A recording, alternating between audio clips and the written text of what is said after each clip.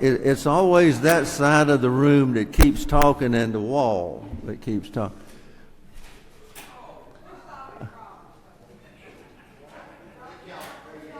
Okay. Representative Jacks, would you open us with prayer, please, sir? All right, hold on. Dear Heavenly Father, as we come before you, we thank you for this day, for this is a day that you have made. So we ask for your guidance, your wisdom, as we do the business of this great state of Georgia. And when it's all said and done, we'll give you all the glory. In Jesus' name, amen. Thank you, sir. Yeah, I thought the room was full of senators, how hot it is in here.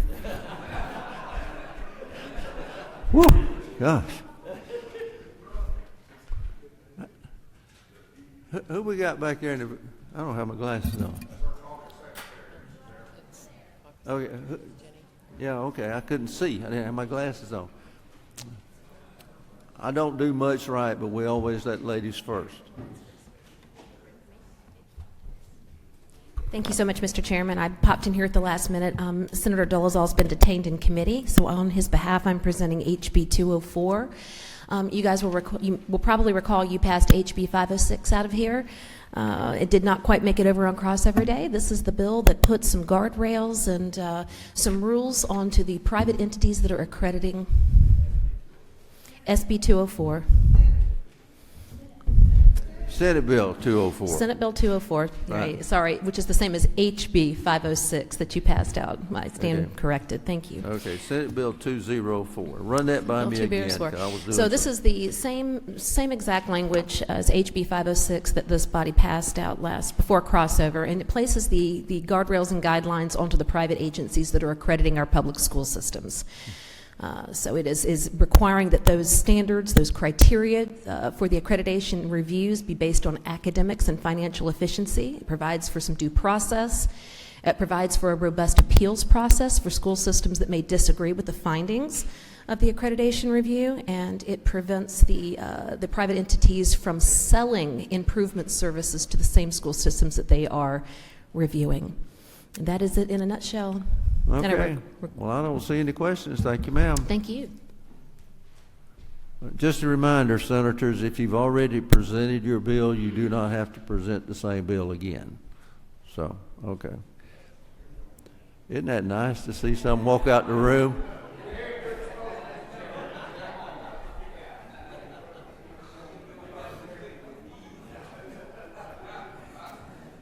Now, that was a good move, wasn't it? Okay. Yes, sir, go ahead.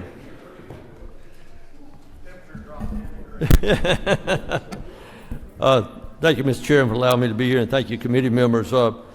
I'm here to present Senate Bill 127, and Senate Bill 127 prevents local governments from altering an agreement with their destination marketing organization, commonly referred to as Convention and Visitors Bureau, or change it to another destination marketing organization without either the approval of the destination marketing organization or the approval of the Performance Review Board by the Department of Community Affairs. Why this is so important, we have conventions now going in Georgia that are booked 3 or 4 or 5 years in advance, and we've got some of our local communities now already trying to change the flow of the money on the hotel motel, and so it's very important for this bill. I've opened it for any questions. All right. Chairman Blackman. Yes, sir. Thank you, Mr. Chairman. Isn't it true, Chairman Hickman, that this bill did originally start in the House as well? Chairman Stevens had sponsored a similar piece of legislation, or maybe exactly the same. Yes, sir, that is true, and it's actually House Bill 223. Quick question for you as a follow-up to that. Did y'all steal our House bill? I know, sir, we just worked with y'all on it. I mean, and it turned into a Senate bill. Well, we're working together. Oh, okay. Okay. I don't see any more questions. Thank you, sir. Thank you, sir. Y'all have a great day. Yes, sir. What's your bill number? Thank you, Mr. Chairman. I've got Senate Bill 246. Very quickly, this is a workforce development initiative bill. It's a governor's priority bill. The bill is to help alleviate a nursing shortage that we have here in Georgia. One of the big reasons for our nursing shortage is we have a lack of teaching nurses. So we're not turning out as many nurses as we need to. Senate Bill 246 incentivizes nurses to teach rather than practice by establishing a student loan repayment plan for nurses who promise to teach for 5 years.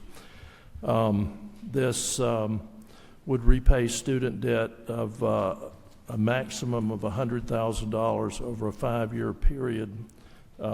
This would be for residents of Georgia and nurse faculty who are in a university system school or a technical college school, and this would be overseen by the Georgia Board of Healthcare Workforce. They would administer the program, Mr. Chairman, and set the rules and regs. Okay. No questions. Thank you, sir. Thank you, sir. Senator Robertson. Thank you, Mr. Chairman. Mr. Chairman, I have 3 bills on the blue sheet, and I'll start on page 1 with SB 95. That is the legislation that allows EPD to collect money that it's now missing from wholesalers. So we're moving the collection from retailers to wholesalers on the $1 tire fee for scrap tires. There's some other organizations we do the same, or programs we do the same thing with. Yes, sir. Petroleum Right. and fuel. Yes, sir. On the back, SB 158 is the fortified construction legislation. It's identical to the one carried by the governor's floor leader in the House, which basically offers discounts to those that use the fortified building codes to make their homes withstand wind-driven events better than currently.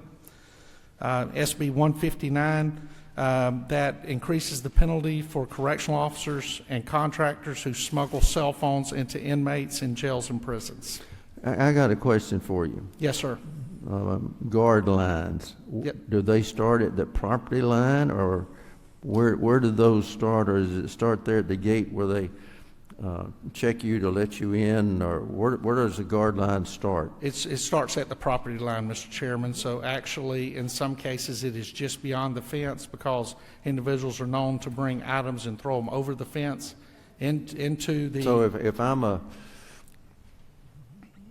say I go visit one of the facilities there in Columbus, before I cross the property line, I've got to get rid of my cell phone and these kind of items, because theoretically I could give those to Those are, we would have to show that you did something to attempt to smuggle the phone into the institution against the institution rules.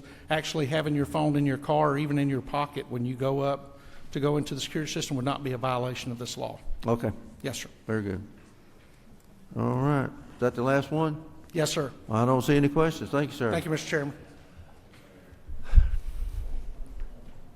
Yes, sir. I tell you what, for those of you who remember, when someone introduced the pastor one time, we can never forget. You weren't here. The Mr. young Chairman. lady sitting down there because Mr. Chairman, do I still hold the record? you still hold the record All right. of talking longer than the pastor. Go ahead. Thank you, Mr. Chairman. Senate Bill 121 on the bottom of the page, on the front page. All this bill simply does is give the people the freedom and right to choose whether they want to drill a well as long as they own an acre or more. Okay, now this is for counties and cities. Okay, now if the county has a water system and I own more than an acre of land, I can still drill a well Yes, under sir. this piece of legislation? Yes, sir. Because I know some areas it says if we have a water system and it goes in front of your house or wherever, you have to tie on to it, or otherwise you don't get any of the other services. Right. Okay. But this gives the people the freedom to choose. Mr. Williamson. Thank you, Mr. Chairman. To the author of the bill, is it not true that this would offer many homeowners the flexibility of being able to run their landscaping water system off of a well, much less cost to them and also much less pressure on the water treatment system. You're so correct. Is that not true? You're so correct. Okay. So many people want the same, they want both, a well and the public water. Okay. Very good. Thank you, sir. Thank you. Yes, sir.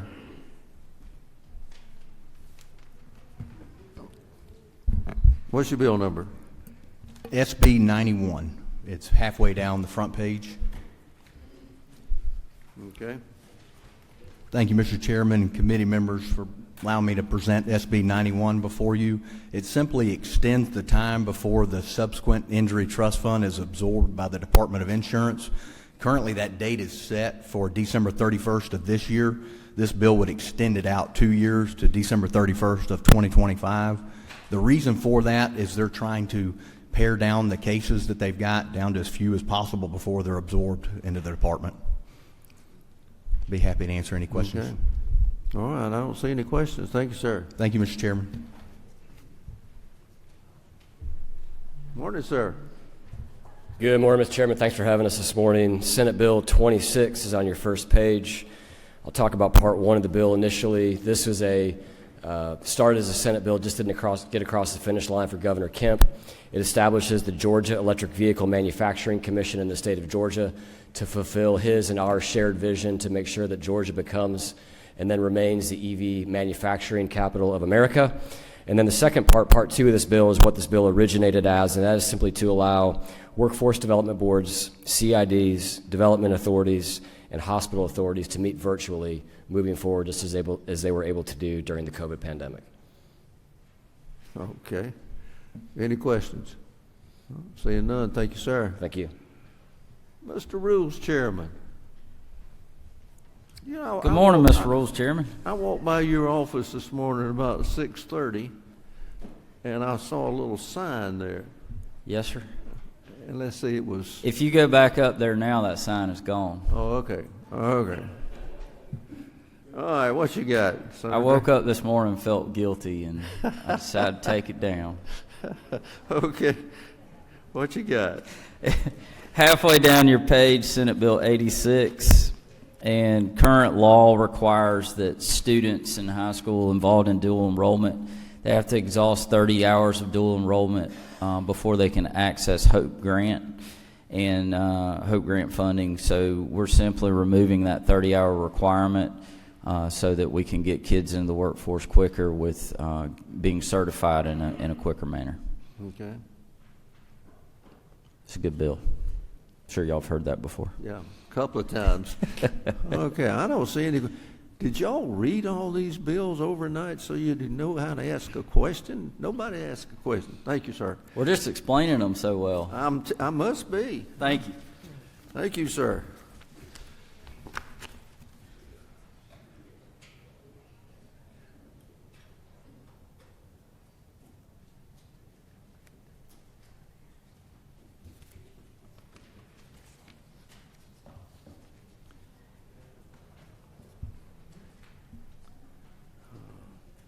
Let's do another day. I'll present. Let's see. Okay. All right. Any senators left?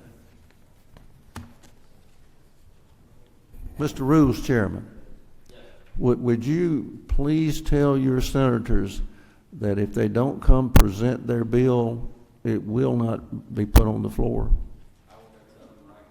Please do, because we've had one or two each day that the senator didn't come and ask for their bill, and we've got one that we were going to put on today, and it's no longer going to be there. Thank you, sir. All right. Before we start setting the calendar for, gosh, today's day 38, huh? 37. We're going to set the date. 37. 38, 39. Got 3 days left after today. Oh, just a little FYI. Any bill that does not pass out of committee by the close of business tomorrow will not be heard this year, this session. It does not pass except the budget. But any bill that does not pass out of committee by the close of business tomorrow will not be heard. Mr. Whip. Mr. Chairman, can we get some clarity on close of business, particularly for judiciary, who typically moves into 9:30? Okay, whenever that meeting gets over, unless it goes into the next day. Thank you, sir. Yeah. You know, my first year here, I used to go out and eat a lot. Don't do that anymore because I got fat and ugly at the time. Now I'm just ugly. Ask my wife. But I was at a dinner that night, and it was supposed to start at 6, and 9:30, those members who were on the Rules Committee still hadn't got there. What do y'all do down there? They're used to get billing paid by the hour. Okay. That's correct. Okay. And we're gonna let the games begin now, so just be ready because it'll be interesting for the next few days. But seriously, any bill that does not pass out of the committee by the close of business tomorrow, so that the clerk can read it on the floor Thursday, will not be passed this session. It'll have to wait till next year. Okay, first order of business before setting the calendar. I hear a move to recommit Senate Bill 110. And move, it's gone. All right, let's set the calendar for tomorrow, Thursday, the 38th day. Okay, I hear a move on Senate Bill 45. It's on. Senate Bill 65, do I hear a move? It's on. Senate Bill 86, do I hear a move? It's on. Senate Bill 91, do I hear a move? It's on. Senate Bill 95, do I hear a move? It's on. Senate Bill 129, do I hear a move? It's on. Senate Bill 158, it's on. Senate Bill 197, do I hear a move? It's on. Senate Bill 199, do I hear a move? It's on. Senate Bill 204, do I hear a move? It's on. That's the calendar for day 38, Thursday. Thank y'all. See you on the floor.